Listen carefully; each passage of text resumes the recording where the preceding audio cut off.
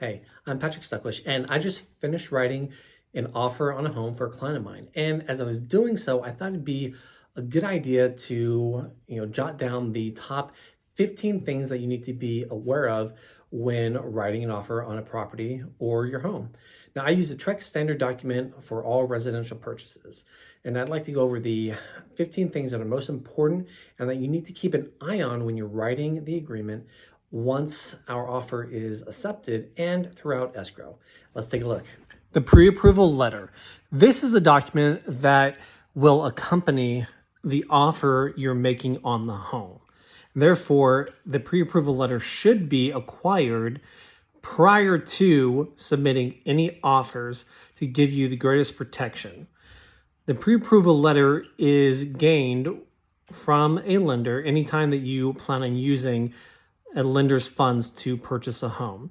The lender themselves will let you know which documents they need you to submit so that they can get you the pre-approval letter in a timely manner. Financial terms and conditions. This is going to be between two separate documents, the 1-4 residential contract along with the third-party financing addendum. In here, you're going to list the sales price, the down payment amount, along with the amount to be financed, the earnest money amount, the option fee amount, along with the option period length. You're also going to list the type of loan, if it's conventional, VA, FHA, USDA, etc. And you'll also be putting in the buyer's approval time limit. Typically, this is going to be around 3 weeks in length, giving the lender enough time to push things through the underwriter. The appraisal contingency. This is a portion of the contract that allows you to get out of your contract and get your earnest money back if the home does not appraise. Usually, this appraisal amount is going to be the value of the home, unless you filled out the lender's appraisal waiver, and then you can submit a different value amount for the home. Loan contingency. This is the amount of time that the lender and the underwriter have to get everything put through and give you approval for your loan. If the loan is denied inside of this time frame, then you will receive your earnest money back. The time frame put in for the loan contingency is usually at about 21 days. Something a good agent like myself will do is create a timeline to keep track of the end of the loan contingency and stay on top of it as we're nearing the end. Contingent on the sale of another property. So if the purchase is contingent on the sale of another property, the best practice is to include the listing agent's information on that property, the escrow information, along with the escrow number. Escrow. This section, we're going to be focusing on the title policy and the survey. The title company is chosen usually by the group paying for the title policy. You'll also need to decide on the survey. If the home buyer is purchasing a survey, it'll be done through the title company. If the homeowner has a current survey, they would submit it to the title company, and it'll be decided if it is a valid survey that can be used. Also, it should be noted that this is the same office where the earnest money and the option fee will be wired to. Close of escrow. So once the contract is in escrow, it means that you have an accepted contract. The end of escrow is really just the end of the contract, aka closing day. Now, having the start of escrow and the end of escrow is what allows us to put together the entire timeline. Option period. The option period is usually put in for between 7 and 10 days. During this time frame, the inspections are completed, reviewed, and then we decide if we need to negotiate with the homeowner on repairs to be made or to just have the price decreased and the home buyer take care of those concerns a little bit later down the road. But that's not the only thing the option period is for. You can actually get out of the contract for any reason at all during this time frame. The only thing you will lose is your option fee, but you will receive your earnest money back in full. Inspections.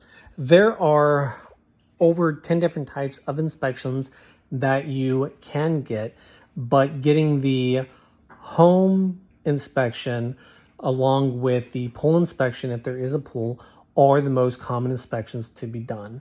Now, I recommend 100% of getting the inspection done. Even if you plan on purchasing the home, no matter what, it's always a good idea to know what's going on with the home before you move into it, so you know what needs to be taken care of once the home is yours. Fees. These are things we will go through together when writing up the contract to make sure everything is just the way we want it.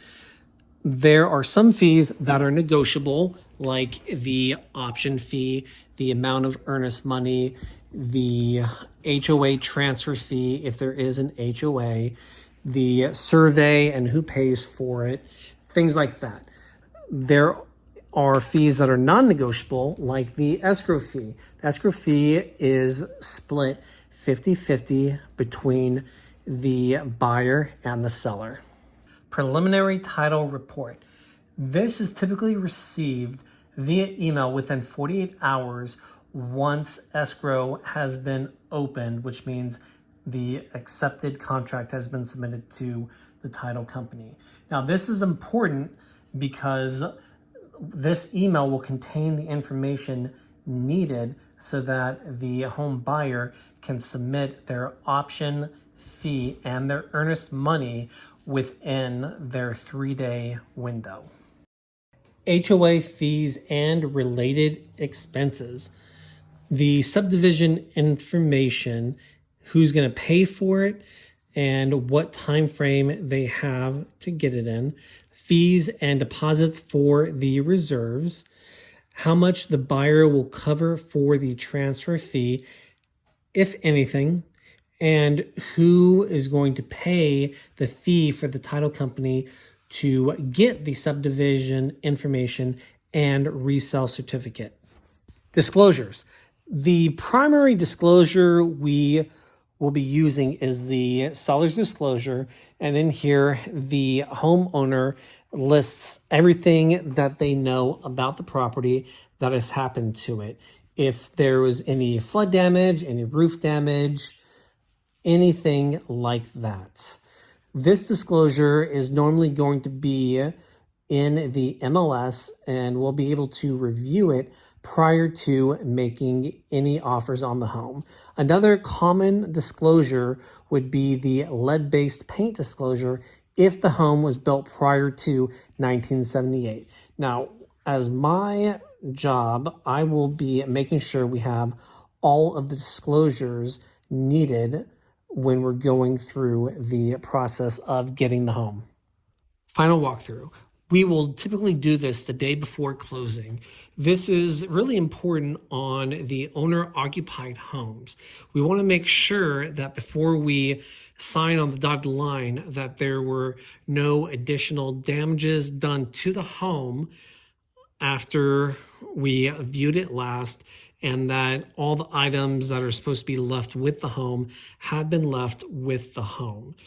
If we're purchasing a new construction home, then this would be the time where we go through and check to make sure that everything we marked up on our blue tape walkthrough has been taken care of by the builder. Delivery of possession. This is the final step after closing. This is when you're able to move in to your brand new home. You will usually receive the keys once the bank has funded the loan. Now, the only time you will not be able to take possession of the home right away is if there's a seller's leaseback. If this happens, you've agreed to leasing the property back to the selling party for a predetermined amount of time for a predetermined amount of money per day. And once this leaseback date has ended, then you will be able to take possession of your new home. Now, some of these almost go without saying, but we do need to be aware of all of them at all times once we create a timeline and once we write the offer on the home, because once we open escrow, we will be required to submit these dates. These are all things that are important, and these are all tasks that need to be addressed and taken care of immediately. I hope you have a better understanding of the residential purchase agreement. And if you have any questions regarding buying a home, selling a home, or really any general real estate questions at all, please feel free to give me a call or text me at any time. My number is 832-360-3156. I look forward to speaking with you soon, and enjoy my next video.